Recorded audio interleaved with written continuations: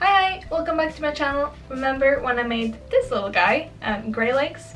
Well, today we're gonna make another Poseable original art doll, and it's gonna be Carl.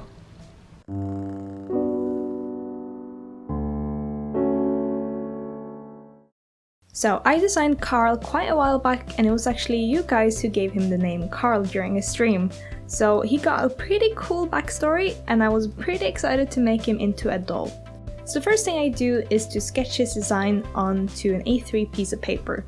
Since his design was already finished, I didn't have to do any concept art before actually doing this, but if I was creating a doll from scratch, I would have to design it first. I keep it quite detailed and make sure all the proportions are correct because I will use this guide throughout the whole process. Then I sketch where the wire will go in red and the clay parts in green. This helps you remember where all the pieces will go and what you need to create the armature. For the wire, I'm using 3mm aluminium wire that I bought online. For the Grey Legs doll, I actually used a 2mm and it was too thin, and so I wanted to make sure that I used a heavier one for this one. Unfortunately, it was a bit too thick and heavy for this doll, but it worked out in the end.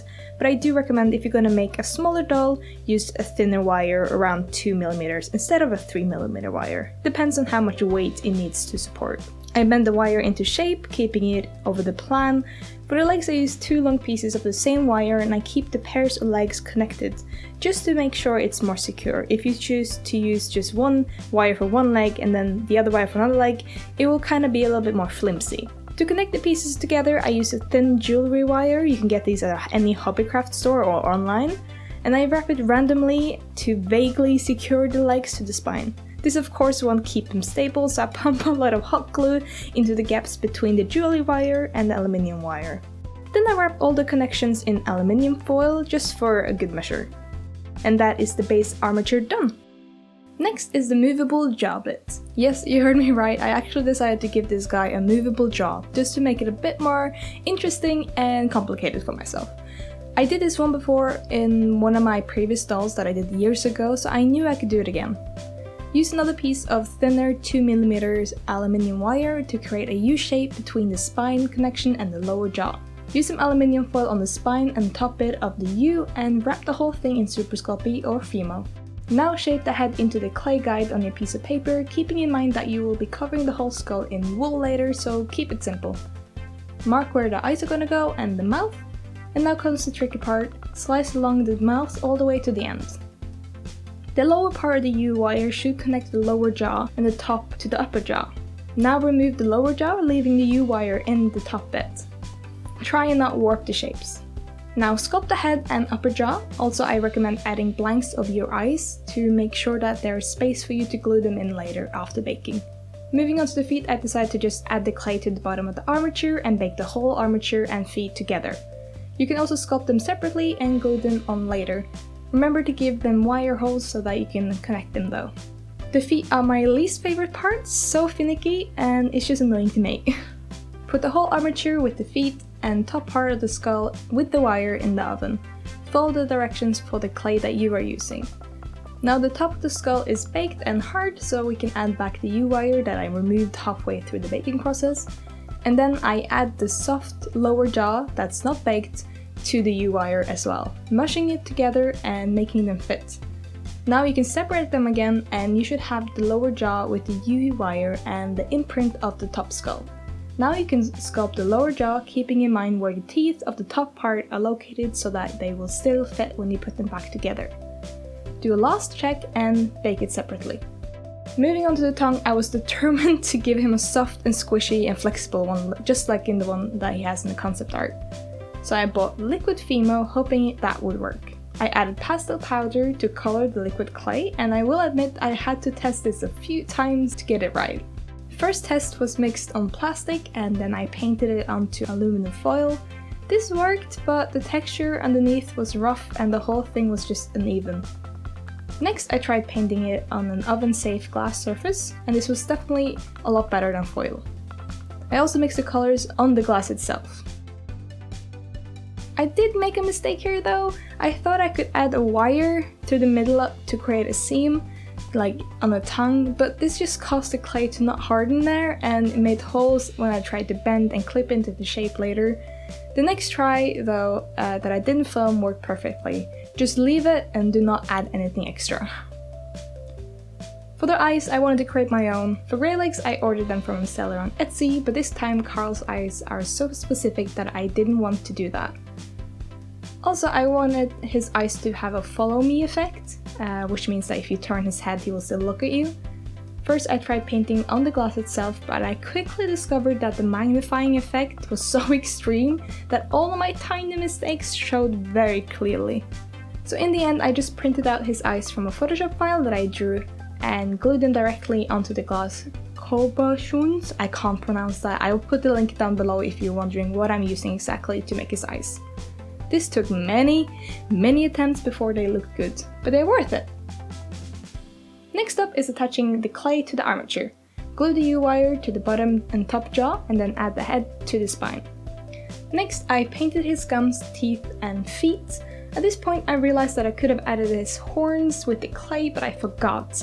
So if you're doing something with horns, I would recommend doing that with the clay and not adding them later because it will be more stable if they're in the skull. So I created a wire for the horns to use later. So let's give this skinny boy some curves. I used hot glue and roughly attached white acrylic stuffing to the armature. Previously I've used fabric, but I wanted to try something different and honestly this is a lot better. I felt like his stuffing was a bit loose, so I wrapped it in some wool yarn around it to keep it in place. None of this will be visible through the wool in the final result, so it's all good. I glued in his eyes and moved to the most time-consuming bit, needle felting. I have lots of wool at my disposal. First off, I want to cover his clay skull. I got myself a multi-needle holder, they're pretty cheap, you can get them online anywhere, and needle felt a sheet of wool on my foam mat. Remember to turn the sheet around multiple times for an even felting. Then I used hot glue to glue the wool sheet around the skull of the doll. Seems grotesque, but the end result is cool. I haven't found any other way to best felt on top of clay, so this is the best option I have. When the wool is all glued on, I cut slits for the eyes and mouth, and then I start felting around with my single needle. Be very careful though, if you hit the clay you can break the needle. You have to carefully slide the needle alongside the clay and felt it that way. It's very time consuming, but it's very worth it in the end. You can just felt the whole head without clay, but for me that is just too flimsy and I like having that base of clay. Then it was time to finally make those horns. With the twisted wire that I made earlier, I covered them in super sculpey and baked them. Then I glued them onto the sides of the skull with super glue and later also hot glue just to give it more stability. They were still pretty flimsy for a while, but somehow it worked out. Then I wrapped the felted wool around them as well, gluing with hot glue and start felting. He looks pretty crazy right now. But don't you worry, it is time to start sculpting the face with wool and needle felting. By using different colors of wool, I start adding more of a nose, being careful to felt around the clay. Twist some more wool to create a better structure for the lips. After adding some darker wool to his nose, I felt consistently at one spot to create a dent for his nostrils. At this point I decided that his eyes was too sunken in, so I popped them out and I glued another second glass drop to the back of the eyes and glued those in place. That gives me a lot more room to felt around and giving him a bit more wider shape. And then I continue building up his handsome face.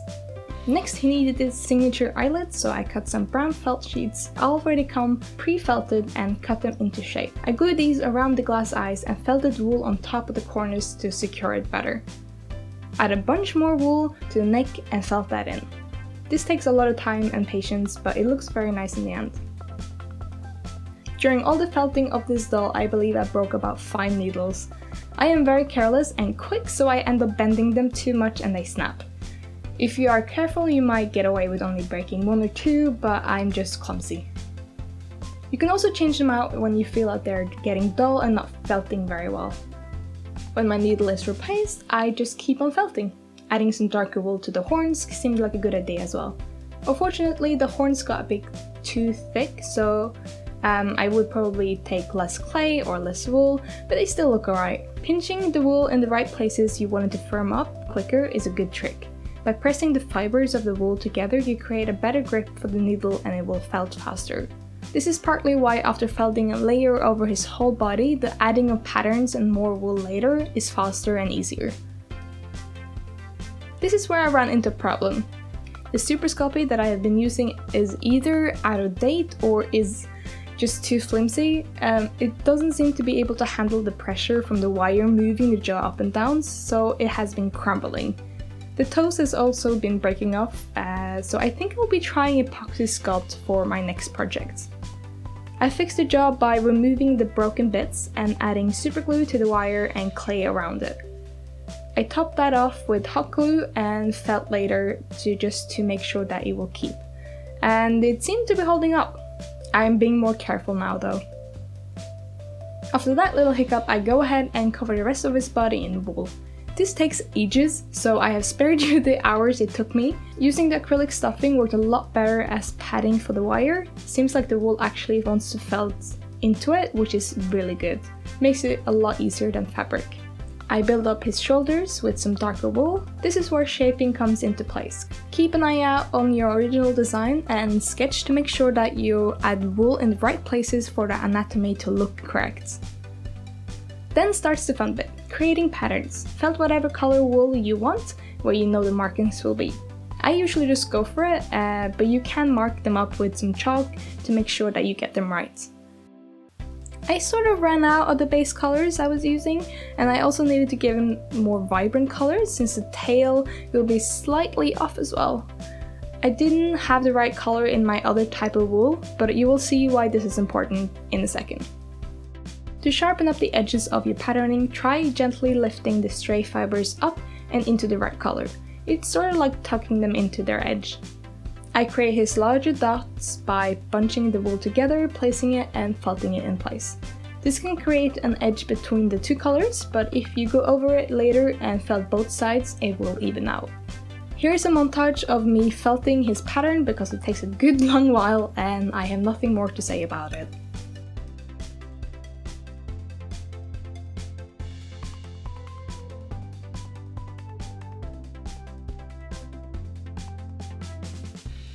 I wanted the tail to be super fluffy as in his original design, and I have tried making fluffy sculpts before, but it was not until I made grey legs that I discovered different kinds of wool.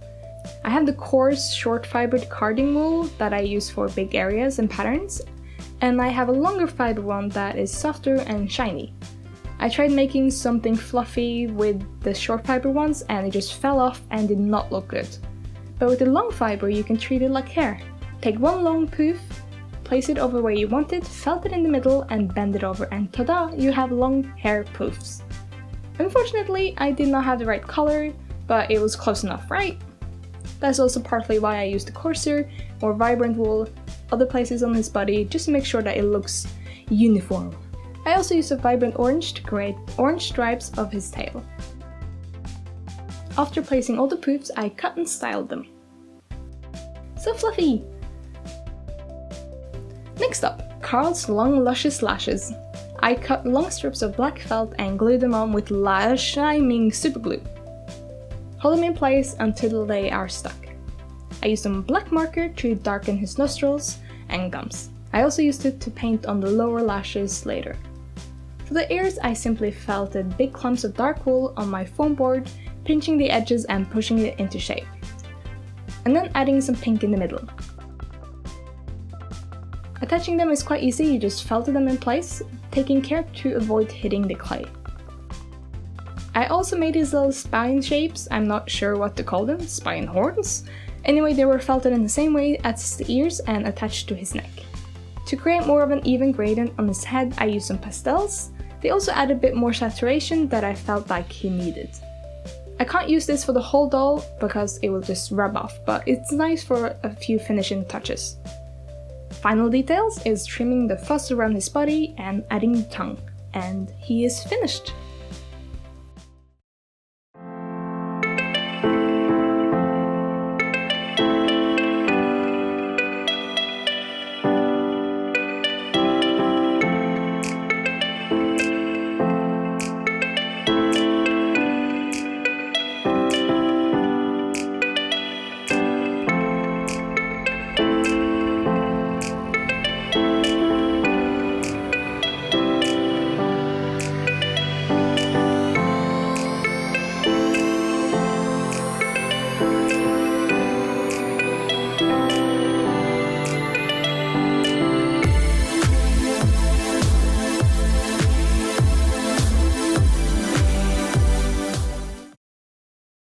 And that was it. I hope you guys enjoyed this video of the making of Carl, another Poseable original one-of-a-kind art doll.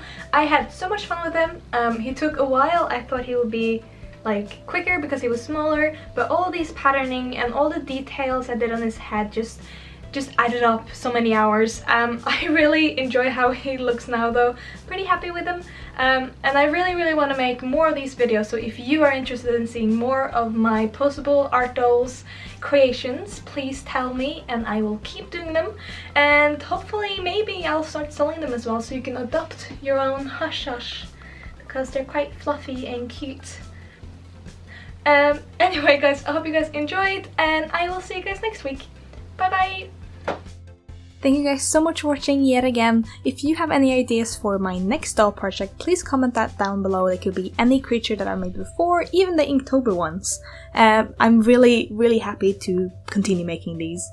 I'm just gonna end this off by saying thank you so much to my Patreons for supporting me. They are making it possible for me to make these videos, and if you want some cool rewards and extra things every month, please go check out my Patreon.